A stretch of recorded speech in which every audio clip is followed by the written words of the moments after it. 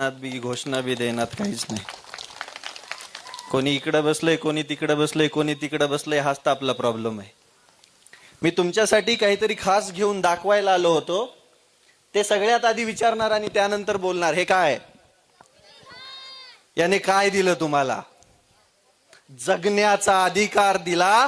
त्या महामानवाची आज जयंती आपण साजरी करतोय. पण हे तुम्ही वाचलंय का? यामध्ये काय आहे माहिती आहे का? यामध्ये काय सांगितलंय माहिती आहे का? बोलण्याचा अधिकार, जगण्याचा अधिकार, माणूस म्हणून जगण्याचा अधिकार यामध्ये दिलाय. पण आपण वाचत नाहीयेत. तुम्हाला वाटत असेल आता हा काय बोलणार, बरोबर ना? माझ्या गावामध्ये माझ्या माणसांच्या समोर उभा राहून बोलत असताना मनामध्ये थोडीशी धाकधूक असणारच. कारण की मोबाईलवरती बोलणं सोपं आहे, माणसांच्या समोर बोलणं लय अवघड. रोज बघता तुम्ही मला, अभ्यास सोडून बघता, बरोबर? तर सुरुवात करतो. या जगाला शांतीचा संदेश देणारे तथागत गौतम बुद्ध, ज्या आईच्या पोटामध्ये स्वराज्याचं सुंदर स्वप्न साकार झालं, त्या आईची कूस अगदी पवित्र अशा राष्ट्रमाता राजमाता जिजाऊ आऊसाहेब. आऊसाहेबांनी स्वप्न बघितलं, ते स्वप्न साकार केलं. मुघलांच्या छाताडावरती थया थया नाचून स्वराज्य उभं केलं असे छत्रपती शिवाजी महाराज. रौद्र शंभू शिवपुत्र छत्रपती संभाजी महाराज. माणसाला शिक्षण घेण्याचा अधिकार नव्हता, समतेनं जगण्याचा अधिकार नव्हता. माणसाला समता बंधुता शिकवणारे श्री शिक्षणाचे जनक क्रांती सूर्य महात्मा ज्योतिबा फुले आणि क्रांती ज्योती सावित्रीमाई फुले. ज्या माणसानं शिक्षण घेतलं नाही पण त्यांची ख्याती साहित्यरत्न म्हणून या जगभरात झाली, असे साहित्यरत्न थोर साहित्यिक अण्णाभाऊ साठे, पुण्यश्लोक अहिल्याबाई होळकर,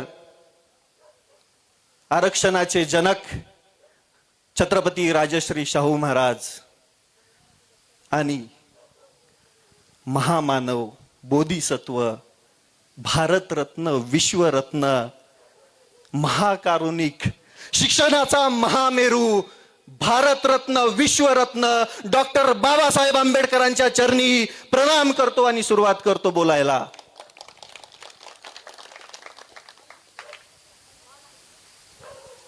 तुम्हाला माहिती आहे, आपल्या देशाला सर्वात थोर क्रांतिकारक लाभले.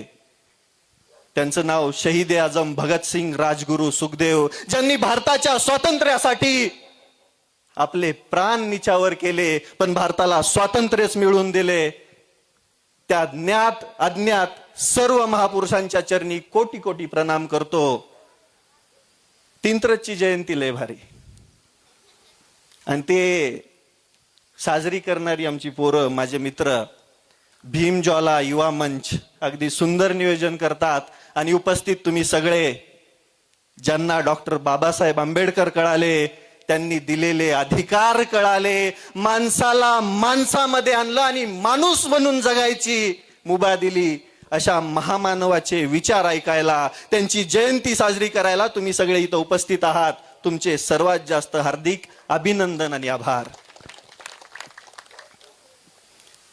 135वी जयंती आपण साजरी करतोय. 135 वर्षापूर्वी 14 एप्रिल 1891 महू गावामध्ये सूर्य उगवला. त्या सूर्यासोबत काय उगवलं माहितीये?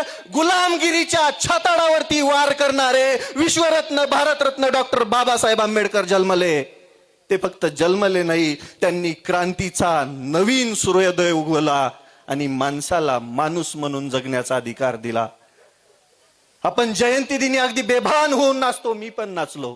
मी नाचल्या, उद्याच्याला लय लोक गप्पा मारतील, पण मी नाचलो का माहितीये? मी त्यांना 364 दिवस वाचलोय, म्हणून मी 365व्या दिवशी नाचलोय. आणि अभिमानाने सांगतो मी ते, अभिमानाने. मुळातच डॉक्टर बाबासाहेब आंबेडकरांना मानण्यासाठी बुद्ध असणं गरजेचं नाहीये, जातीनं बुद्धी असणं गरजेचं आहे. आणि ज्याला बुद्धी आहे तो डॉक्टर बाबासाहेब आंबेडकरांना डोक्यावर घेऊन नाचणार, तेच मी केलंय. काय दिलं डॉक्टर बाबासाहेब आंबेडकरांनी? माणसाला जगण्याचा अधिकार नव्हता, माणसाला पाणी पिण्याचा अधिकार नव्हता. गळ्यामध्ये मडकं, पाठीमागे झाडू, माणसाचे पाऊल पडले तरी बुजल्या जायचे. खाली थुकायचं नाही जमिनीवरती, पाणी प्यायचं नाही. पण त्या गुलामगिरीच्या छाताडावरती वार करून माणसाला माणसामध्ये घेऊन येणाऱ्या या महामानवाचे आपल्यावरती लय उपकार, लई लई थोर उपकार. आपण फक्त आता काय करतोय? त्यांना वाटून घेतोय, त्यांना वाटून घेतोय. मागच्या वेळेस आव्हान केलं होतं आणि आव्हान केल्यानंतर यावेळेस जी काही मंडळी जमली आहे त्याच्यामध्ये सगळ्या धर्माचे, सगळ्या जातीचे, प्रत्येक गटामधून, प्रत्येक वर्गामधून इथं जमलेले सगळे बांधव आहेत. आणि हा अभिमान आहे इंत्रज गावाचा. मला खूप अभिमान वाटतो माझ्या गावाचा. माझ्या गावामध्ये जाती धर्मावरून कधीच भांडण झालं नाही. का? कारण की इथल्या माणसांना महापुरुष समजलेत, ते हृदयावरती कोरलेत आणि त्या हृदयावरती कोरूनच ते जगतायत. काय दिलं डॉक्टर बाबासाहेब आंबेडकरांनी आपल्याला? फक्त संविधान नाही, त्यांनी खूप उपकार केलेत आपल्यावरती. आणि कोण होते डॉक्टर बाबासाहेब आंबेडकर? अहो, ज्यांच्याकडे 32 डिग्र्या होत्या, 9 भाषेचं ज्ञान होतं, कोलंबिया विद्यापीठाच्या गेटवरती त्यांची मूर्ती आहे आणि त्याच्यावर लिहितंय सिम्बॉल ऑफ नॉलेज, ते म्हणजे डॉक्टर बाबासाहेब आंबेडकर. एवढे सगळं दिलंय आपल्याला. बाळांनो, आपल्याला उद्या झेंडा गाडायचा आहे, त्यामुळं आज कालवा करून काहीच होणार नाही. आधी आपल्याला शिकावं लागेल, ज्ञान घ्यावं लागेल, संस्कार घ्यावे लागतील, एकजूट राहावं लागेल आणि नंतर कालवा करावा लागेल. आज तुमच्या कालव्याला कोणी पण फक्त येच म्हणणार आहे, गब्बस. पण जेव्हा मोठे होताल, जेव्हा हाच कालवा मोठ्याने करताल, प्रस्थापित व्यवस्थेला प्रश्न विचारायला शिकणार, मी माझा शब्द आवरला, त्यावेळेस खरे तुमच्या कालव्याची ओळख होणार. त्यामुळं थोडं शांत. आपण कालवा करू, आपण अख्खा कालवा करू, पण आता ते वय नाहीये. शिका, संघटित व्हा आणि संघर्ष करा असं म्हणणारे डॉक्टर बाबासाहेब आंबेडकर आपल्याला कळाले का? आपल्या गावामध्ये किती उच्च शिक्षित पोर आहेत? कितीत आहेत? कधी विचार केलाय? कधी मनामध्ये झाकलंय? आजकाल लय प्रश्न आहे. काल एक हेडलाईन होती, काका 2 पोरांनी आत्महत्या केली का? लग्न होईना म्हणून. मग मी त्यांच्या जरा आतमध्ये घुसलो, हिस्ट्रीमध्ये घुसलो, ते शिकलेच नव्हते. सगळंच असं ना असावं लागेल ना. तुमच्याकडे बुद्धी पण पाहिजे, तुमच्याकडे चातुर्य पण पाहिजे आणि तुमच्याकडे पर्सनॅलिटी पण पाहिजे. आणि ती फक्त येते शिक्षणाने. ज्याने शिक्षण घेतलं तो समृद्ध झाला, त्याचं लग्न बी झालं, त्याने आत्महत्या केली पण नाही. पण ज्याने शिक्षणच घेतलं नाही त्याचे अवघड आहे. पोरांनो, शिका, संघटित व्हा, संघर्ष करा. मला अख्खा महाराष्ट्र नाही, भारत ओळखतो, पण तुमच्या समोर बोलताना मी थोडस जपून बोलतोय, कारण गाव आहे, गावातली माझी माणसं आहेत. नाही तर माझी भाषा लय चांगली आहे, फक्त लोकांना शिव्या वाटते. काय करावं? ते म्हटलं झाकणझुल्या. अरे झाकणझुल्याचा काय अर्थ आहे? या प्रस्थापित व्यवस्थेने आपलं रक्त पिलंय म्हणून निघणारा उद्रेक म्हणजे झाकणझुल्या. का? लुटलं हो आपल्याला, लुटलं. काय आपल्या गावामध्ये काय विकास आहे? कोणी केला?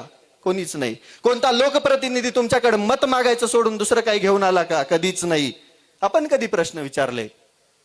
आपण कधी आपल्या अधिकारांचा वापर केला? मी केला अधिकारांचा वापर. अख्खा महाराष्ट्राचं राजकारण माझ्या पाठीमागे आणि माझ्या सोबत आहे भारताचं संविधान. आणि मी त्या जीवावरती एकदाही मान झुकवली नाही. म्हणून मी डॉक्टर बाबासाहेब आंबेडकरांना डोक्यावरती घेऊन नाचतो. हो, शिकलोय मी, संघटित करत आहे आणि मी लोकांना अधिकार मिळवून देत आहे. त्या प्रत्येक अन्यायाच्या विरुद्ध वार करायचं मी इथेच शिकलोय. मला नाही भीती वाटत. छत्रपती शिवरायांचं स्वराज्य, त्यांचा पराक्रम, त्यांचे विचार, त्यांनी दिलेली शौर्याची शिदोरी हृदयामध्ये साठवली आहे. ती तलवारीची होती. डॉक्टर बाबासाहेब आंबेडकरांनी दिलेली लेखणीची शिदोरी पण हृदयात साठवली आणि मी लढत आहे.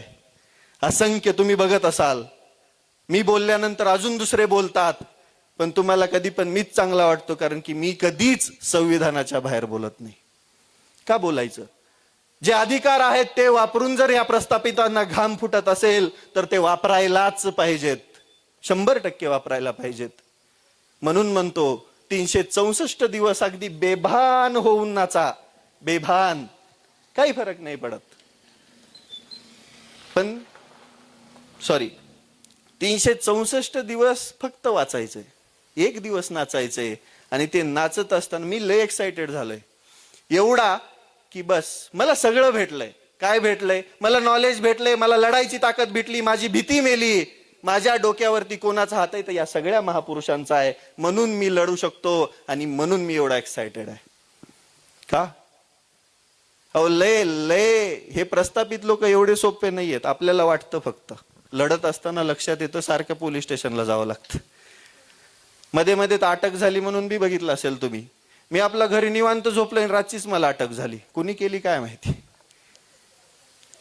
मग सकाळी उठल्यानंतर मी बघितलं की कलम काय लावलेत आहे, तर कलम लावलेली बघितल्यानंतर दिलेल्या फिर्यादीनुसार लावलेली कलम बघितली, स्वतःच मनातल्या मनात हसलो आणि म्हटलं साहेब जर बहुतेक बिंडोक दिसतंय, त्याने संविधान वाचलंच नाही.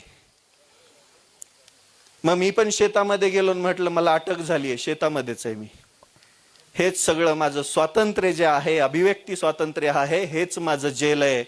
आणि लोकांना वाटतं अटक होणं म्हणजे चुकीचं आहे. बिलकुल नाही. आजपर्यंत जो व्यक्ती समाजासाठी लढला, ज्या व्यक्तीने समाजासाठी आवाज उठवला, त्या प्रत्येक क्रांतिकारकाला अटक झाली आणि ती अटक एक क्रांतीची सुरुवात होती. आजपर्यंत तुम्ही बघत आलेला आहेत. वयाच्या 23व्या वर्षी भगतसिंगांना फाशी दिली.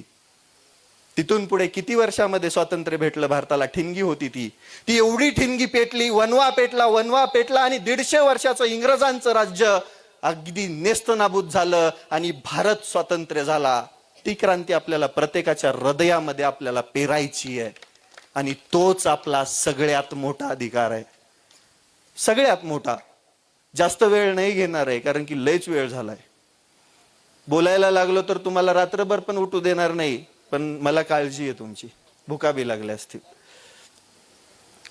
डॉक्टर बाबासाहेब आंबेडकरांना आपण भारतरत्न म्हणतो, पण माझ्या नजरेमध्ये डॉक्टर बाबासाहेब आंबेडकर फक्त भारतरत्न नाहीयेत, डॉक्टर बाबासाहेब आंबेडकर आहेत विश्वरत्न, ज्यांची जयंती या देशातल्या त्या प्रत्येक, या जगातल्या त्या प्रत्येक देशामध्ये साजरी होते. असे महामानव डॉक्टर बाबासाहेब आंबेडकर. त्यांचे उपकार आपण फक्त एक दिवस बघायचे नाहीत, 365 दिवस रोज त्यांना स्मरून आपल्या अधिकारांसाठी, आपल्या हक्कासाठी लढायचं. तेव्हाच कुठे आपण त्यांचे विचार आत्मसात केले, आपल्याला ते समजलेत हे आपण समजू. काही नाही केलं हो डॉक्टर बाबासाहेब आंबेडकरांनी आपल्यासाठी. सगळं काही केलंय, सगळं काही दिलंय, सगळं काही आपल्याला भेटलंय. भारतीय संविधान आपल्याला अभिव्यक्ती स्वातंत्र्य देतं, भारतीय संविधान आपल्याला जगण्याचा अधिकार देतं, भारतीय संविधान इथल्या प्रत्येक प्रस्थापित नेत्याला प्रश्न विचारायचा अधिकार देतं. भारतीय संविधान तो प्रत्येक अधिकार देतं जो माणसाला नव्हता. अरे पाणी पिण्याचा अधिकार नव्हता, जगण्याचा अधिकार नव्हता, काही काही काही नव्हतं. पण आपण आता म्हणतो ना, कुणी नाही केलं भलं व माय मोठ्याने, कुणी नाही केलं भलं व माय, आणि दिल्लीचं दालन कुणी खुलं केलं. भारतरत्न विश्वरत्न डॉक्टर बाबासाहेब आंबेडकरांचे हे उपकार आहेत. कधी वाचा, त्यांनी लिहिलेली पुस्तकं वाचा, त्यांनी दिलेलं संविधान वाचा. वाचाल तर वाचाल म्हणतात, उगच नाही. पण आता आपल्याला मोबाईल आहे ना, पण मी म्हटलं ना मोबाईल बघू नका, तर तुम्ही म्हणता मग तुम्हाला कुठं बघायचं. वेळ ठरवा. आपण मोबाईलच्या जास्त आहारी चाललो, पुस्तकांचा कमी वापर चालला, मोबाईलचा जास्त चालला. पिढी कुठेतरी वेगळ्या वळणावरती चालली.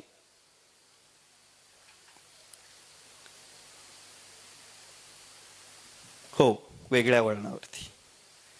पण आपल्याला कुठेतरी बदलावं लागेल, आपल्याला वाचावं लागेल, शिकावं लागेल. आपल्या घरातील त्या प्रत्येक पोराला बॅरिस्टर बनण्याचं स्वप्न बघावं लागेल. तेव्हा कुठं आपली अजून परिस्थिती बदलेल आणि तेव्हा कुठे खरे डॉक्टर बाबासाहेब आपल्याला कळाले आहेत असं आपल्याला समजावं लागेल.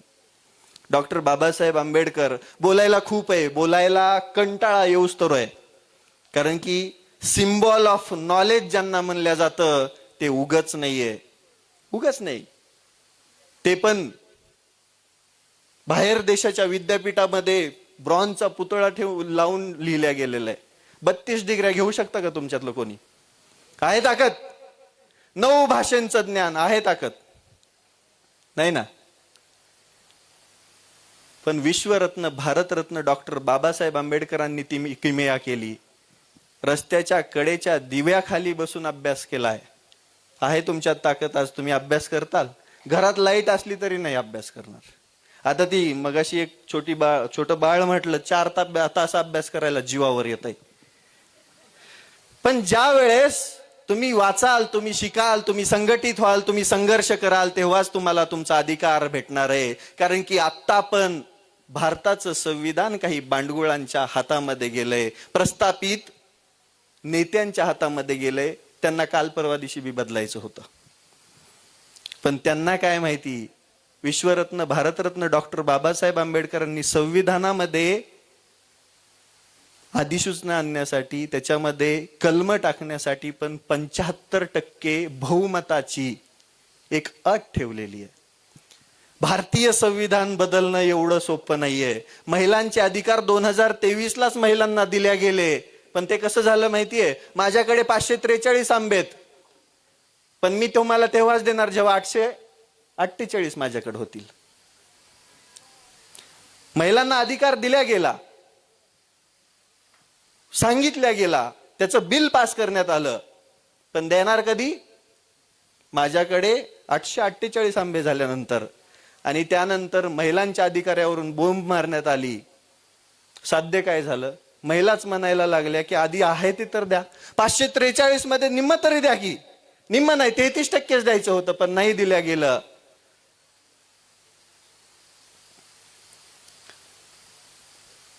बदल करायला गेले, तोंडावरती पडले. आणि भविष्यामध्ये बी आपण संघटित नसू, आपण संघर्ष करत नसू तर याला अडचणी येणार. त्यामुळे आपल्याला शिकायचंय, संघटित व्हायचंय, संघर्ष करायचा आहे आणि भारतीय संविधानाला कायमस्वरूपी डोक्यावरती ठेवूनच या भारताचा रणगाडा आपल्याला पुढे हाकायचा आहे. आतापर्यंत खूप बोललो, शेवटी एकच बोलेल. तुमच्या घरातल्या त्या प्रत्येक लेकराला शिकवा. मान्य आहे तुम्हाला कामासाठी बाहेर जावं लागतं, तुम्हाला गाव सोडून जावं लागतं, पैसे कमवायचे, पोटाची खळगी भरायची वगैरे वगैरे. पण लेकराला शिकवा. लेकराला शिकवाल तर प्रत्येक गावामधून रविराज सारखं ते प्रस्थापिताला विद्रोही बनून प्रश्न विचारेल असं पोरग तयार होईल. आणि त्याच दिवशी भारतरत्न विश्वरत्न डॉक्टर बाबासाहेब आंबेडकरांचं स्वप्न साकार होईल. हा समाज पुढे जाईल आणि त्याच सोबत या भारत देशाचं नाव या जगामध्ये होईल. एवढेच बोलतो. मला बोलायची संधी दिली त्याबद्दल भीमज्वाला युवा मंचाचं खूप खूप खूप आभार. तुम्ही सगळ्यांनी शांत चित्ताने बसून ऐकलं, त्याच्यासाठी पण आभार. काही चुकलं असेल तर माफी मागतो. पण एक गोष्ट कायम सांगतो, या श्वासामध्ये श्वास असेपर्यंत डॉक्टर बाबासाहेब आंबेडकरांना हृदयात घेऊन आणि डोक्यावर ठेवून नाचणार आणि त्यांच्या जीवावरती या प्रस्थापितांना घोडे लावणार. धन्यवाद.